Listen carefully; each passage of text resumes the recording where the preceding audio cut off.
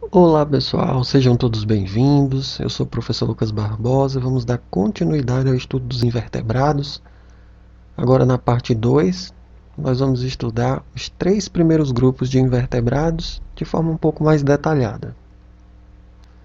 Vamos iniciar com o estudo dos poríferos. Então, nós vimos que nós temos como representantes dos poríferos as esponjas, e os poríferos são animais com o corpo cheio de poros, por isso o nome poríferos. São animais sésseis, né, que não se locomovem, ficam presos ao substrato no ambiente marinho e também, né, nos ambientes de água doce.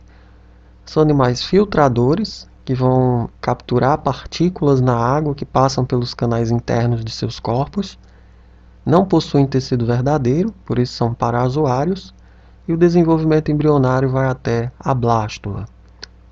Vejamos agora uma imagem mostrando um pouco da anatomia dos poríferos, da anatomia geral, né? Bom, então aqui nesta imagem nós podemos observar inicialmente que existem 3 tipos de morfologias, né? 3 tipos morfológicos de esponjas. As esponjas pequenas, bem pequenas, elas têm esse tipo de morfologia, que a gente chama de asconoide. As setas em azul descrevem o caminho percorrido pela água, né, no corpo desses animais. Então a água ela vai entrar pelos poros, né, elas vão cair aqui nessa abertura que a gente chama de átrio, essa cavidade que a gente chama de átrio, e vão sair pelo ósculo, que é essa abertura aqui na parte superior. Esse é o tipo de morfologia asconoide, mas nós também temos, para aquelas esponjas de tamanho intermediário, a morfologia ciconoide. Elas possuem uma morfologia ciconoide. Observem que a parede do corpo já vai começar a produzir dobras, né? Já vai possuir dobras. A água ela também vai entrar pelos poros, cair aqui na cavidade, que é o átrio, e também sair pelo ósculo. Você já tem aqui a presença dos canais radiais, tá? E do tubo radial. Para aquelas esponjas bem grandes, bem enormes mesmo, ultrapassam às vezes 1 metro, você já tem um outro tipo de morfologia. Elas já vão possuir um outro tipo de morfologia, que é a morfologia leuconoide. Perfeito? A água ela também vai entrar, né, por aqui, por a parte externa do corpo, vai cair na cavidade interna do corpo, que aqui já é bem reduzida, né, no átrio, e sair pelo ósculo, que é a abertura lá da parte de cima. Aqui você já tem a presença de câmaras flageladas, né, e de canais hídricos. Então você tem aí vários canais, né? Vários tubos por onde a água ela vai passar, entrando da parte externa e saindo aqui pelo ósculo.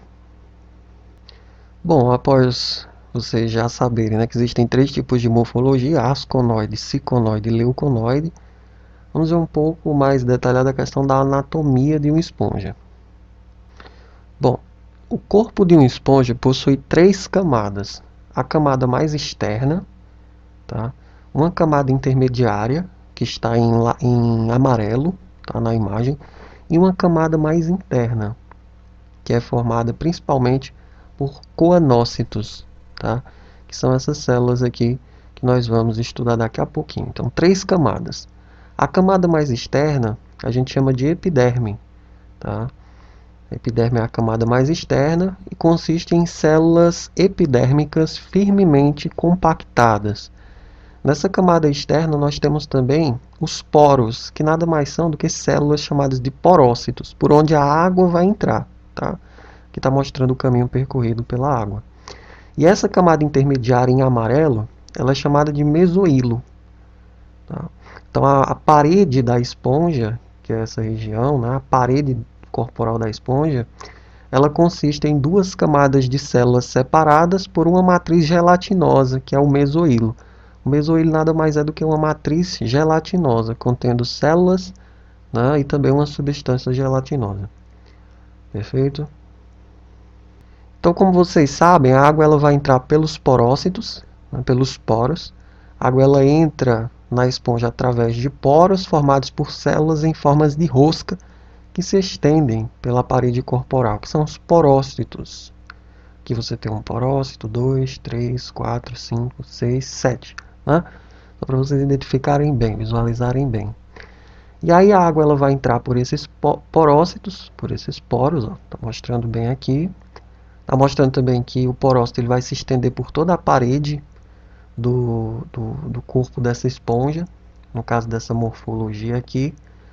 E a água vai cair nessa cavidade, que a gente chama de átrio ou de espongiocele. Então a água que passa pelos poros entra em uma cavidade chamada de espongiocele. E observem que essa espongiocele ela é revestida por células flageladas, que são os coanócitos. Então aqui você tem um coanócito, 2, 3, 4, 5.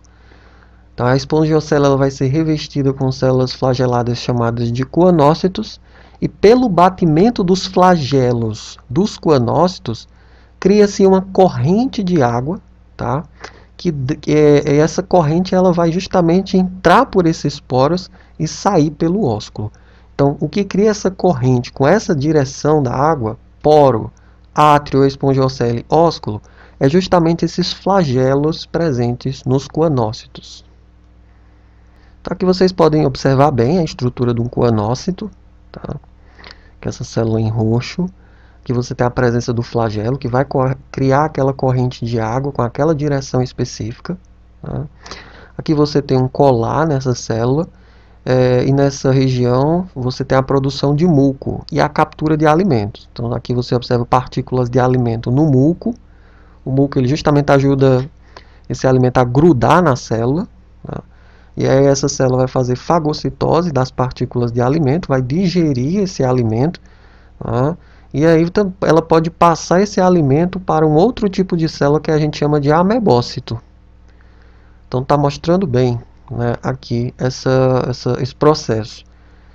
Então, o movimento do flagelo de um coanócito, ele vai drenar água através do seu colar, de projeções semelhantes a dedos, e as partículas de alimento elas vão ficar retidas no muco que cobre as projeções e serão engolfadas, né? Engolfadas por fagocitose e digeridas, ou então transferidas para amebócitos, que são outro tipo de célula.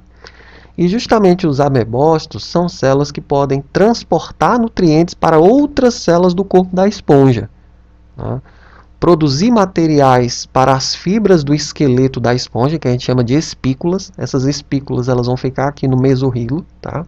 Você tem a presença de várias espículas que vão justamente dar uma sustentação maior, será o esqueleto dessa esponja. E também os amebócitos eles podem tornar-se qualquer tipo de célula da esponja, conforme a necessidade dessa esponja. Então os amebócitos podem se transformar em qualquer tipo de célula da esponja, a depender da necessidade. Os amebócitos vão fazer essa distribuição do alimento, né, para as células da esponja, e também vão fornecer, produzir materiais para as fibras do esqueleto, que nada mais são do que as espículas. Elas estão demonstradas aqui. Deixa eu dar um zoom para vocês verem melhor. As espículas são tipo como se fosse o esqueleto dessa esponja. Aqui, ó, essas estruturas estreladas em amarelo, tá vendo? Ó? Você tem várias espículas no mesorrilo. Então aqui você tem os coanócitos na parte de dentro, revestindo a espongiocele ou átrio. Você tem um mesorrilo, que é um gel nessa parte intermediária da esponja. E você tem a epiderme, que é essa camada mais externa aqui, formada por células bem compactadas. Dentro do mesorrilo você tem os amebócitos e as espículas, que são o esqueleto da esponja. Ah, professor, muito bom, né? Quando a gente vê um pouco da anatomia, da morfologia do animal, a gente começa a compreender um pouco mais sobre esse animal. Então, voltando aqui para o nosso resumo, agora faz mais sentido dizer que o corpo das esponjas é cheio de poros, a esponja é séssil, são animais filtradores, vão capturar partículas na água, não possuem tecido verdadeiro, né? As células elas são soltas ali, e o desenvolvimento embrionário vai até a blástula. Perfeito. E como é que ocorre a respiração nas esponjas? A respiração ela vai ocorrer por difusão, ou seja, as trocas gasosas elas vão ocorrer diretamente entre as células e o meio, entre as células e a água. Né? A respiração por difusão, como é a circulação das esponjas, né, dos poríferos? São animais que não possuem tecido, muito menos vão possuir sistema circulatório. Ou seja, as esponjas não possuem sangue, coração, vasos, né? Não existe sistema circulatório aí nas esponjas. Como é que ocorre a digestão? A digestão ela é intracelular, ela vai ocorrer dentro das células. Nós até chegamos a ver, né? O processo de digestão ali, o coanócito começando a digerir as partículas que são filtradas na água, então passando para os amebócitos fazerem essa distribuição de nutrientes para as outras células dessa esponja. Foi? Então a digestão é intracelular. Sistema nervoso. Bom, as esponjas elas não possuem tecido, muito menos tecido nervoso. Então a esponja não possui neurônio, não possui sistema nervoso, certo? Como é que se dá a reprodução nas esponjas? A reprodução ela pode ocorrer de duas formas: de forma assexuada, por brotamento ou por fragmentação. Então, se você, deixa eu colocar um ponto aqui para ficar organizado, né? Pode ser a esponja pode formar um broto, né? E esse broto se destacar dando origem a uma nova esponja. Isso é o brotamento. A fragmentação é quando você tira um pedaço da esponja e esse pedaço pode dar origem a uma nova esponja. Perfeito? Nós vimos que os amebócitos eles têm a capacidade de se transformar em qualquer outro tipo de célula dessa esponja. Então, são animais com como é que eu posso dizer? Que tem uma capacidade de regeneração muito grande, justamente por possuir esses amebócitos. E a reprodução também pode ocorrer de forma sexuada. E aí você tem espécies monóicas e espécies dioicas. A fecundação ela vai ser interna com o desenvolvimento indireto, ou seja, com a formação de uma larva. Quando a gente escuta desenvolvimento indireto, significa dizer que esse animal ele vai ter a formação de uma larva durante o processo da reprodução. Perfeito? E essa larva ela vai se desenvolver e dar origem ao indivíduo adulto. Já vai possuir uma estrutura totalmente diferente. Professor, o que é que significa monóica e dioica? Tá bom, vou explicar aqui, relembrar para vocês, tá? Monóica é aquela espécie que a gente chama de hermafrodita, entre aspas, né? É aquele indivíduo que vai produzir tanto os gametas masculinos quanto os gametas femininos, né? A gente chama esse indivíduo de monóico. Já os indivíduos dioicos são aqueles de sexo separado. Então você vai ter um indivíduo produzindo o gameta masculino e outro indivíduo produzindo o gameta feminino. Aqui nas esponjas você tem tanto espécies monóicas como espécies dioicas. Mas o que vocês têm que entender é que a fecundação ela é interna, tá? A fecundação ela é interna e aí posteriormente ocorre o desenvolvimento indireto com a formação de uma larva. Bom, e como é que ocorre a excreção? Para a gente encerrar aqui o primeiro grupo, o grupo dos poríferos ou das esponjas, né? Bom, as excretas e os rejeitos eles saem das células por difusão e vão em direção ao ósculo, que é aquela abertura lá na região superior da esponja. Então, as excretas e os rejeitos eles saem das células por difusão. Bom, vamos então agora para o segundo grupo que surge, que são os quinidários. Nós temos como representante dos quinidários os pólipos ou corais, né? E as medusas. Os pólipos são a forma séssil, né? Pólipos ou corais são as formas sésseis desse grupo e as medusas são a forma móvel. Então nós vimos, né, a descrição básica e principal característica. Os quinidários eles vão apresentar uma célula chamada de quinidócito, que libera uma substância tóxica ao ser tocada. Existem formas sésseis e móveis, a simetria é radial, há uma única abertura no corpo que serve como boca e ânus, e a partir daqui, né, de quinidários em diante, o desenvolvimento embrionário já vai apresentar a gástrula. Os quinidários são animais diblásticos, ou seja, vão possuir apenas dois folhetos embrionários, que são endoderma e ectoderma. Bom, vejamos um pouco da estrutura corporal dos quinidários. Bom, então aqui essa imagem ela mostra bem as duas formas, a forma em pólipo, que é a forma séssil, e a forma de medusa dos quinidários. Observe que a parede do corpo desses animais também possui três camadas. A mais externa é a epiderme. Deixa eu dar um zoom aqui para vocês enxergarem melhor, tá? Vocês visualizarem melhor. Porque às vezes tem alguém assistindo pelo celular e o celular tem uma tela menor e aí não dá pra ver bem, né? Pronto, acho que agora dá pra vocês visualizarem melhor. Três camadas o corpo, a parede, né, dos quinidários possui. Então a mais externa é a epiderme. Essa do meio é a mesogleia, tá? A mesogleia que tem tipo um gel também. E a mais interna a gente chama de gastroderme. Aqui dentro você também tem uma cavidade, né, que é chamada de cavidade gastrovascular. E na parte superior, no caso dos pólipos, você tem os tentáculos. Tá?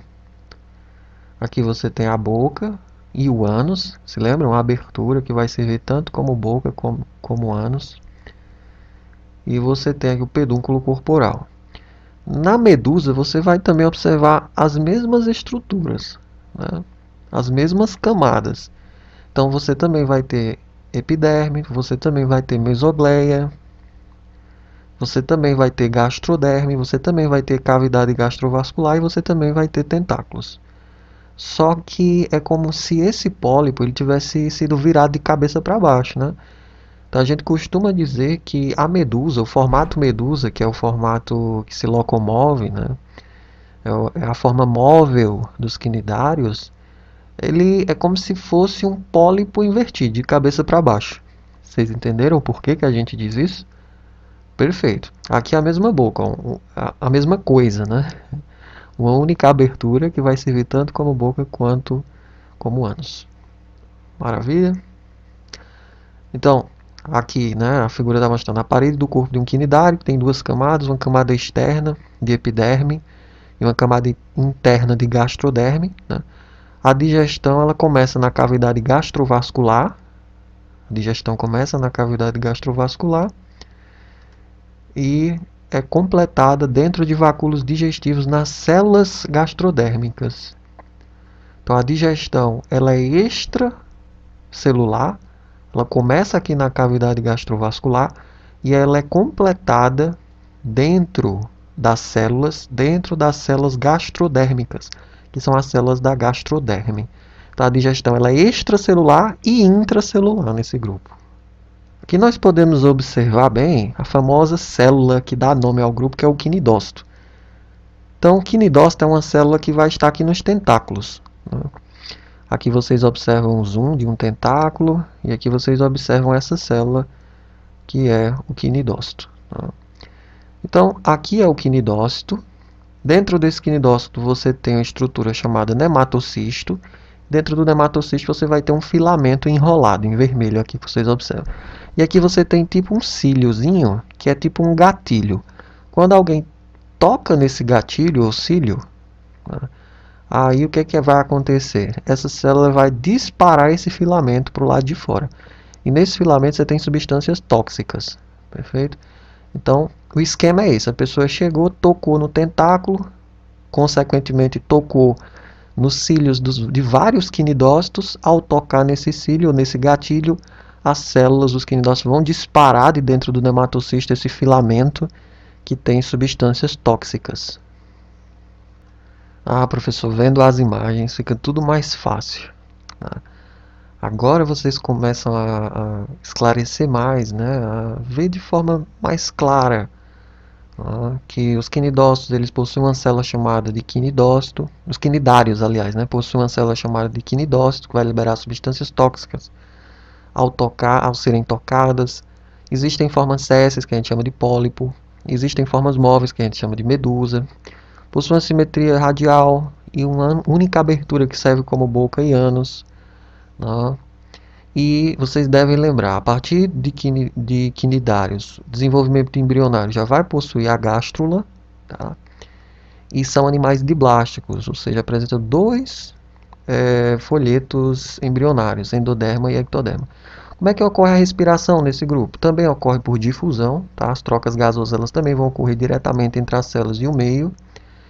A circulação, bom, os quinidários não possuem sistema circulatório, ou seja, não possuem sangue, coração, vasos, né?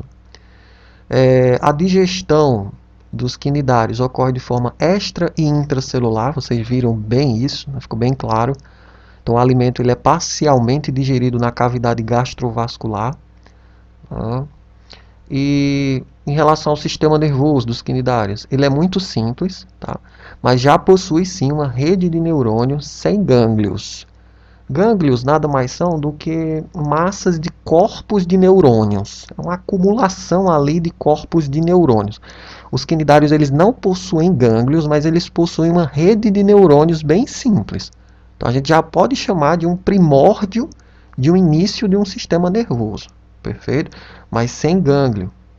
A reprodução dos quinidários ela pode ocorrer também de duas formas: de forma assexuada, por brotamento ou estrobilização, que vocês vão ver daqui a pouquinho, e também pode ocorrer de forma sexuada. E aí você tem espécies monóicas e dioicas. A fecundação normalmente ela é externa, mas ela também pode ser interna, né, com o embrião se desenvolvendo no corpo da mãe até a gástrula, até a fase da gástrula.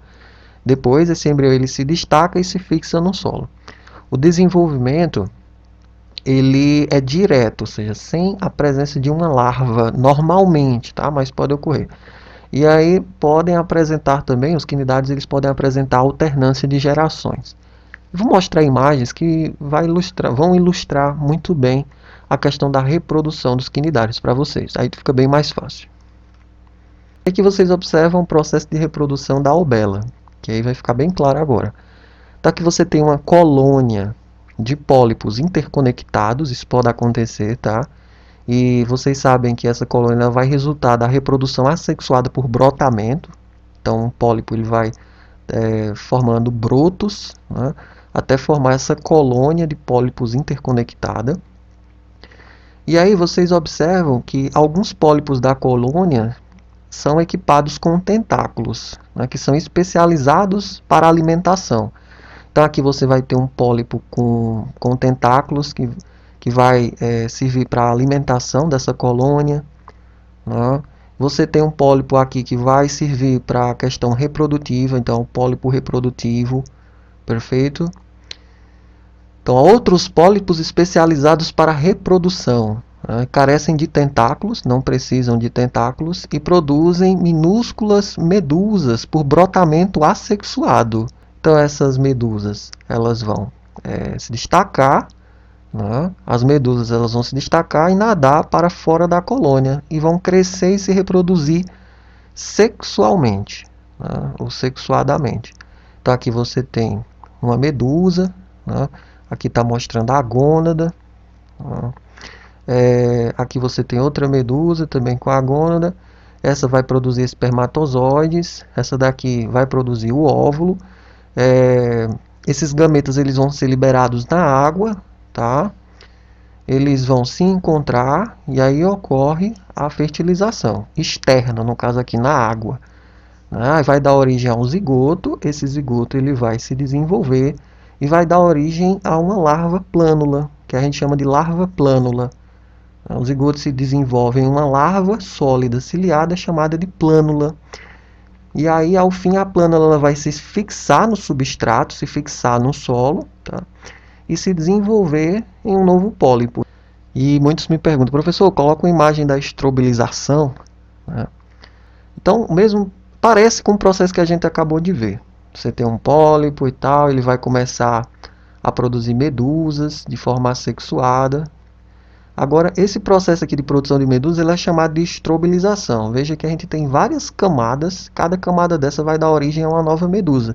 Só que essas camadas todas elas ficam unidas inicialmente. Por isso, estrobilização, é uma reprodução do tipo assexuado.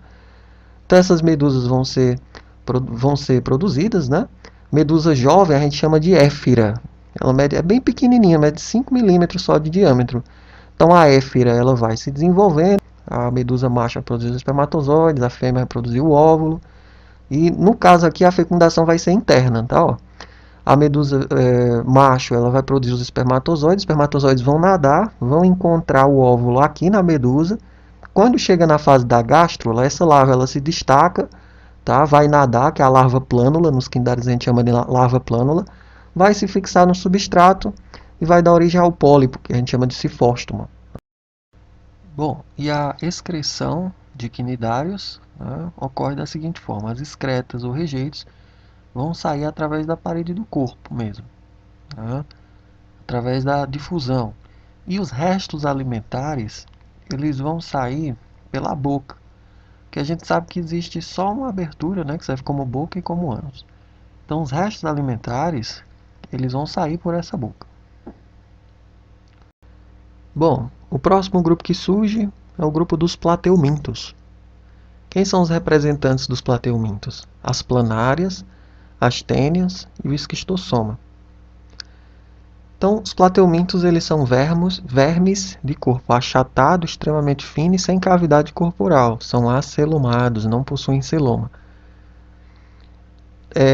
Dos plateumintos em diante, todos vão ser triblásticos. Todos os invertebrados que nós teremos vão ser triblásticos, ou seja, vão apresentar 3 folhetos embrionários: endoderma, mesoderma e ectoderma. E daqui, né, dos plateumintos até os artrópodes, todos vão ser protostômios, com simetria corpórea primária e secundária e bilateral. Nós já sabemos que os plateumintos são acelomados, e a partir daqui ocorre o surgimento de uma cabeça, né, de um processo de cefalização e de centralização do sistema nervoso. Então vamos ver um pouquinho da morfologia, da anatomia dos plateumintos. Então aqui nós temos 3 imagens dos 3 representantes dos plateumintos. A planária, que é um bicho bem interessante, daqui a pouco nós vamos detalhar mais, né? Nós temos aqui o ciclo de vida do esquistossomo, que provoca uma doença no ser humano chamada de esquistossomose, doença bem séria, tá? E aqui nós temos o ciclo de vida das tênias. Então vamos dar um zoom inicialmente nas planárias. Então aqui você tem a famosa planária. Observem que a partir deste grupo, né, dos plateumintos, você tem o processo de formação de uma cabeça, de uma cefalização. Então aqui na região da cabeça, você já tem os gânglios, tá, na extremidade anterior do verme, próximo às principais fontes de estímulos sensoriais, que são os ocelos, né, que parecem olhos, mas não são olhos. Os ocelos eles não formam imagem, eles só percebem a questão da luminosidade. Se a luminosidade está alta, está baixa, se está claro, se está escuro. Tá? Eles não formam imagens, mas são estruturas, né, que recebem estímulos sensoriais. E você tem um par de gânglios que fica aqui ao redor dos ocelos, dando essa característica de cefalização, né? Uma concentração de corpos de neurônios aqui na região anterior do animal.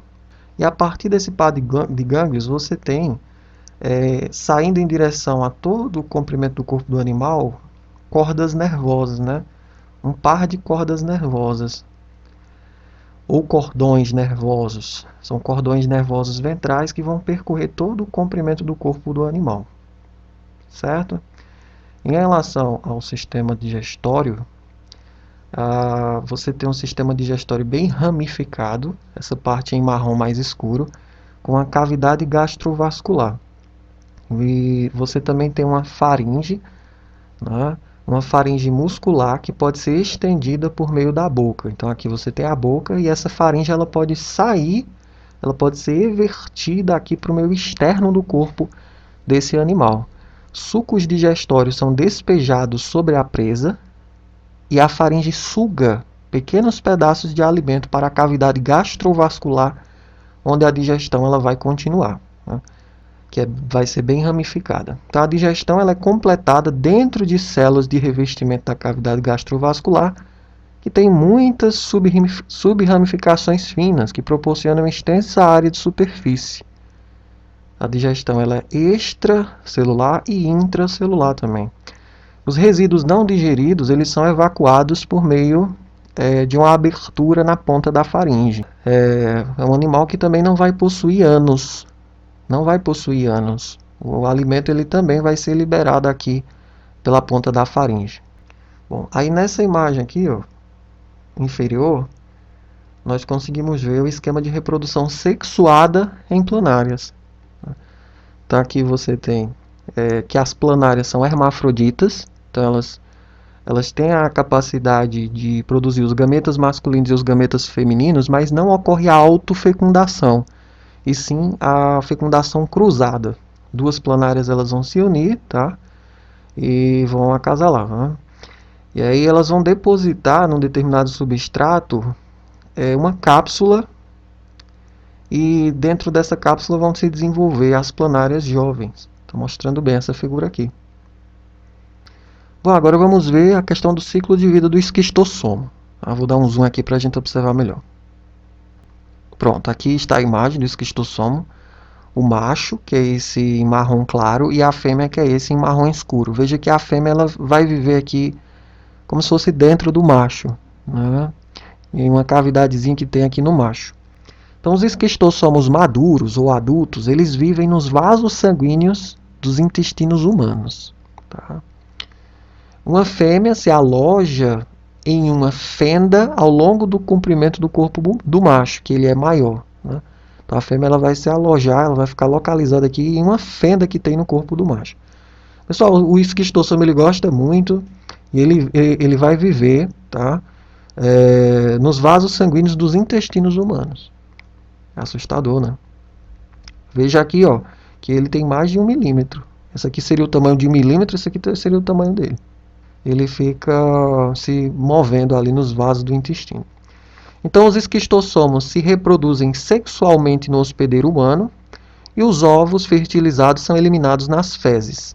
Os ovos vão acabar caindo dentro ali do intestino e vão sair junto com as fezes. E aí o que é que acontece? As pessoas elas vão defecar num lago, num riacho, e aí esse ovo ele vai contaminar esse lago, esse rio, né? Então, se as fezes humanas alcançarem um lago ou outra fonte de água, os ovos eles vão se desenvolver em larvas ciliadas. Estas larvas vão infectar caramujos, tá? Que é o hospedeiro intermediário. Então, o caramujo ele é o hospedeiro intermediário. Essa larva aqui, ela vai se desenvolver, né? A partir do ovo, ela vai se desenvolver e aí ela vai entrar dentro do caramujo. Ela vai infectar o caramujo. A reprodução assexuada dentro de um caramujo, ela vai resultar em outro tipo de larva móvel que escapa do hospedeiro.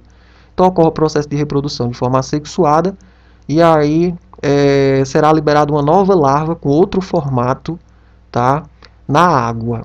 E aí essa larva que é liberada, ela vai encontrar alguma pessoa nesse lago, nesse rio, nesse açude, principalmente açudes que tem muitos caramujos, né? E essa larva ela vai penetrar. Essa larva aqui é chamada de cercária, tá? Chamada de cercária. E essa daqui é chamada de miracídio. Então, miracídio e cercário. A cercária ela vai encontrar alguma pessoa aí no açude, no rio, no lago e vai penetrar na pele, nos vasos sanguíneos dos seres humanos que trabalham em campos irrigados, né, com água contaminada com essas larvas. Como é o nome da larva? Cercária. Essa daqui cercária e a outra é miracídio. O miracídio é a larva que vai entrar no caramujo. A cercária é a larva que vai sair do caramujo e penetrar na pele do ser humano distraído aí.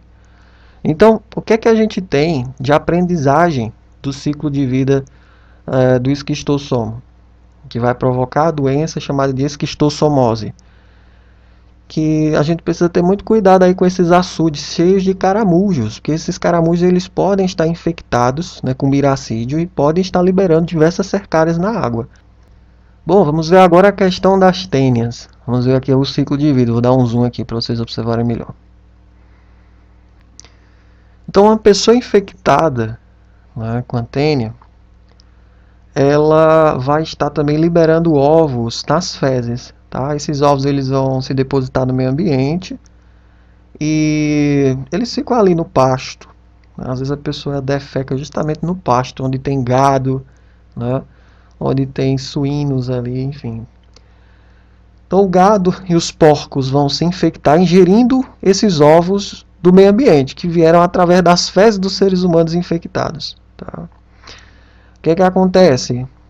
Quando o gado, quando os porcos eles se alimentam desse pasto contendo os ovos de tênias, se desenvolve um cisticerco no músculo da carne do gado e do porco. Tá? Então, esse cisticerco ele se desenvolve, nada mais é do que a larvazinha aqui dentro, né, desse cisticerco. E aí o homem, ao consumir essa carne mal cozida, mal frita, né, carne crua, ele vai se infectar por esse cisticerco. Ele vai ingerir esse cisticerco vai lá para o estômago e vai desenvolver aqui tênia aqui no intestino. E existe dois tipos de tênia. A tênia saginata, que é uma espécie, e a tênia sólio, que é outra espécie. Então existem duas doenças. Uma é chamada de teníase, quando a tênia ela se desenvolve no intestino, principalmente a espécie tênia saginata, e você tem a tênia sólio, que é a única que pode provocar uma doença chamada de cisticercose. A questão da teníase é pela ingestão do cisticerco, certo? Já a questão da cisticercose, ela se dá a partir da ingestão do ovo da tênia sólio. Então, através de alimentos contaminados com ovo ou através da água contaminada com esse ovo. Então, eu repito, a teníase é uma doença que é provocada pela ingestão do cisticerco presente na carne do gado ou do porco, que vai desenvolver essa tênia bem grande no intestino, tá? Essa é a teníase. Já a cisticercose, ela se dá a partir da ingestão dos ovos de tênia sólio. E aí esses ovos vão ser ingeridos através da água contaminada ou de alimentos contaminados. E vão desenvolver uma doença que é chamada de cisticercose, que é outra doença. Ah, professor, entendi tudo. Perfeito. Então, eu vou voltar aqui no nosso esquema geral para que a gente possa continuar o estudo aí dos plateumintos, né? Então, como é que ocorre a respiração dos plateumintos? Ela ocorre por difusão, e algumas espécies são anaeróbias, ou seja, não precisa do oxigênio para o seu metabolismo, para sobreviver. Então, a respiração ocorre por difusão, já que o corpo desses vermes é extremamente fino, tá? A circulação, em relação à circulação, os plateumintos eles não vão possuir sistema circulatório, ou seja, sangue, coração e vasos. Tá? Já em relação à digestão, o sistema digestório dos plateumintos ele é incompleto, não possui ânus, vocês viram, né? Só possui a boca. E o alimento ele é ingerido pela boca, no caso das planárias. E ele também, ingerido pela boca não, pela faringe, né, que está localizada na boca. E ele também vai sair através dessa faringe, da abertura da faringe. A digestão ela é intra e extracelular. Vocês viram isso também, né? E o intestino ele é bastante ramificado, como nós vimos no caso das planárias. Sistema nervoso. O sistema nervoso ele já vai ser centralizado e ganglionar. Ele vai ser centralizado porque você tem gânglios ali na região da cabeça, na região anterior do animal. Ganglionar porque apresenta gânglios. E nós vimos esses dois gânglios nervosos, no caso da planária, que é o animal modelo, dois gânglios nervosos cerebrais, de onde partem dois cordões que se estendem pelo corpo, que são os cordões nervosos, né, que nós vimos lá. E os ocelos, no caso das planárias, não vão formar imagem. Eles só vão captar a intensidade da luz, se está muito claro e se está muito escuro. Em relação à reprodução, ela pode ocorrer de forma assexuada, por fragmentação ou fissão. No caso das planárias, você pode partir uma planária em vários pedaços. Cada pedaço ele vai dar origem a uma nova planária, então a capacidade de regeneração é muito grande, né? É um processo de reprodução assexuado, sem envolver a troca de gametas, certo? E também a reprodução pode ocorrer de forma sexuada. E você tem espécies monóicas, no caso das planárias. Eu disse a vocês que as planárias são hermafroditas, ou seja, vão produzir tanto gameta ela produz tanto o gameta masculino quanto o gameta feminino, mas não ocorre normalmente a autofecundação. O que ocorre é a fecundação cruzada. E você também tem espécies dioicas, no caso do esquistossoma, uns sexos separados. Nós vimos lá, né, no esquistossoma o macho, que é bem maior, mais largo, que tem uma fenda que vai abrigar a fêmea, que é bem mais fina. Bom, e para concluir, vamos para a excreção. A excreção de plateumintos, né, os excretas ou rejeitos, eles são eliminados através de protonefrídeos. Isso é bem importante. É uma estrutura que vai surgir aqui nos plateumintos, né? Então, as excretas ou rejeitos são eliminados através de protonefrídeos, formando um sistema de túbulos interconectados a duas redes tubulares laterais coletoras de excrementos. você tem células flama com cílios nas extremidades dos túbulos que vão facilitar a excreção desses rejeitos metabólicos que são produzidos no corpo desse animal. Então, o que vocês precisam lembrar em relação à excreção de plateumintos? Eles vão possuir protonefrídeos. Vocês devem lembrar principalmente disso. Os protonefrídeos eles vão surgir ali nos plateumintos. Pessoal, em relação a essa segunda parte era isto. Conseguimos ver 3 grupos em apenas uma aula, um pouco mais de 40 minutos. Então foi bem produtivo, né? Muito obrigado e até a próxima parte, onde estudaremos mais 3 grupos de invertebrados.